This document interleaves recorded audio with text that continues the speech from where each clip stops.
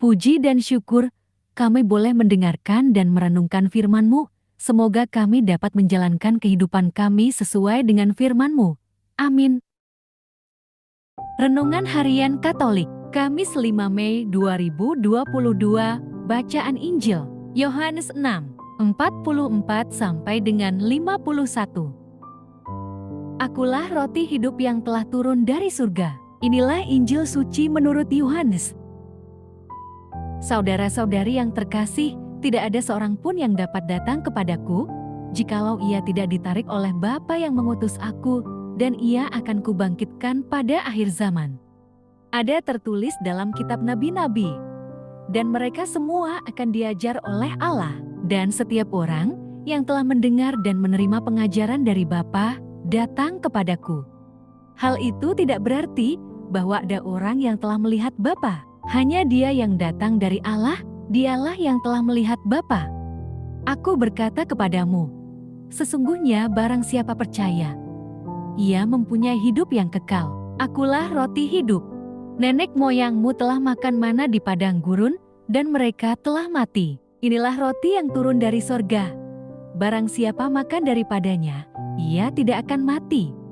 Akulah roti hidup yang telah turun dari sorga.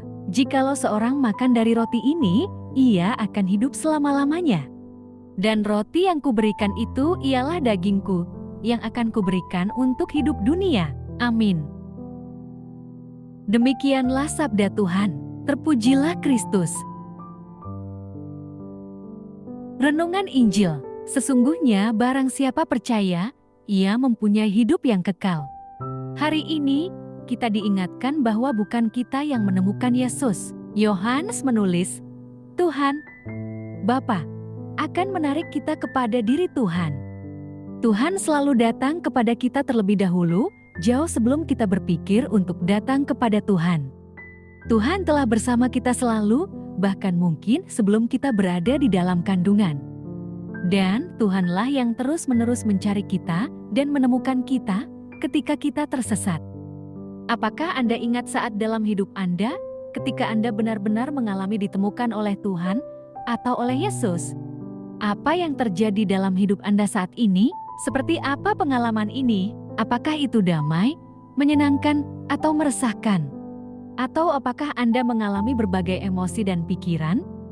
Yesus memberitahu kita bahwa hanya Dialah roti hidup. Ya, kita bisa makan mana atau roti. Namun, tak lama kemudian, sekali lagi kami lapar. Makanan duniawi tidak benar-benar memuaskan rasa lapar kita. Luangkan waktu sejenak dan tanyakan pada diri Anda sendiri, apa pengalaman Anda ketika Anda menerima roti kehidupan?